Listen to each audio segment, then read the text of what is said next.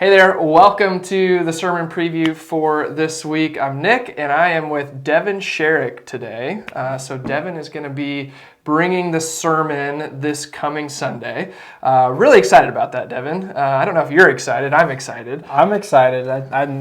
It's my first, in front of a congregation of adults. Yeah. I spend a decent amount of time talking to youth kids, but adults, my first one. So. Yeah. So Devin, how did we get to this point where we said, hey, Devin, why don't you bring a sermon for us? Yeah. So Nick approached me, I don't know, a few months ago out on a golf course asking, he's like, hey, do you want to do this? And I was like, yeah, I would love to. And even before that, through Sunday school and stuff, you had said, oh, I want to invest in you. So you give me the opportunity to. So to be clear for everybody, I did not ask you to preach so I could golf more. Okay, so let's just make sure those are there's no rumors going around about that. So I am really excited for this opportunity. One, because I think here at Shore we have a value of seeing people develop and grow in the gifts that God has given them, and one of the best ways to do that is to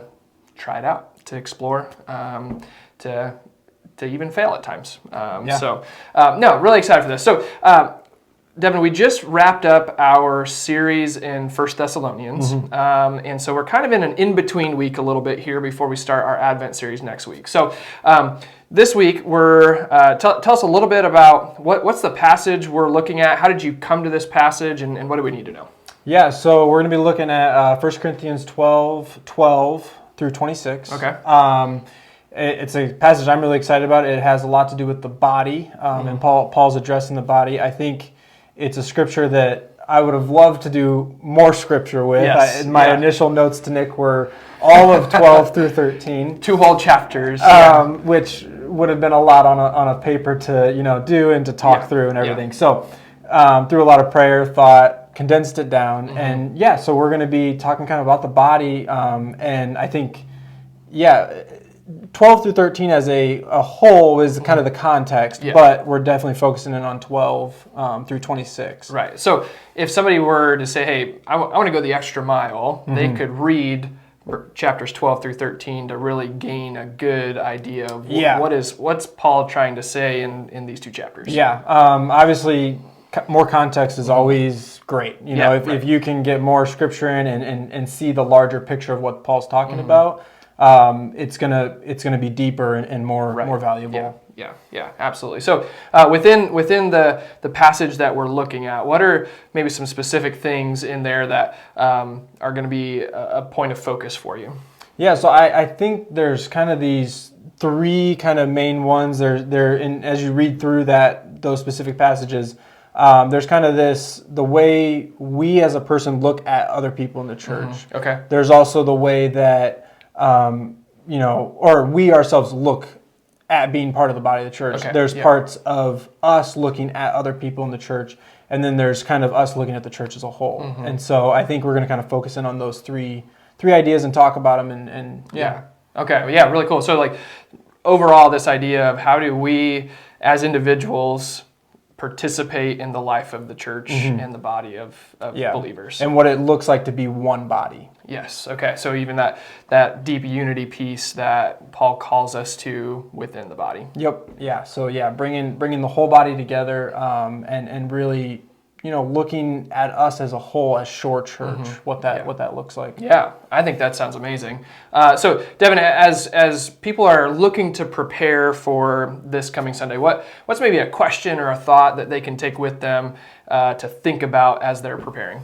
Yeah, so the biggest question I would have is just a thought to think about is, when you come on Sundays, what is maybe your heart and your position walking through those doors of what you're maybe looking for, what your expectations are of what church is, and just kind of thinking about that idea of what do I think of church being for me, or when I walk through those doors, what is that?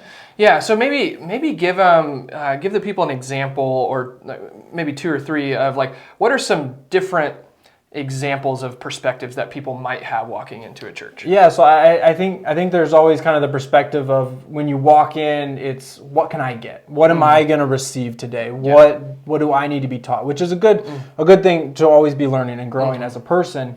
And there can also be just the sides of, wanting to tick something off the list sometimes. Sometimes there is a side of, hey, I got to make sure other people know I'm here. Yeah, and I'm here just to be seen. Yeah, and so just kind of, and some people look at it as a body, as a community, and then some maybe look at it just as a church, as a building that we go to. Yeah. And so, what does church mean to you? Yeah. What does that What does that word actually mean? Yeah. So there's lots of different perspectives that we can have when we're walking into a Sunday morning gathering into church, and so I think it's such a great question for us to evaluate. What is our perspective walking in? And maybe to add to that a little further is how does Jesus need to change that perspective for us to align more with what he is wanting us to have within that? Yeah, because I think, I don't know this, I didn't research this at all, but I assume the reason we even refer to the church as a body partially probably comes from this scripture. I would assume because it's talking about the body as a metaphor about the whole body. And so, Right, which I'd imagine you'll get into that some on Sunday. Get into the weeds of what this metaphor means and how that applies to us for today. So, all right, Devin, I'm excited for Sunday. I know other people are as well, so we're looking forward to what God has for you. Awesome. Okay, thank you. See you.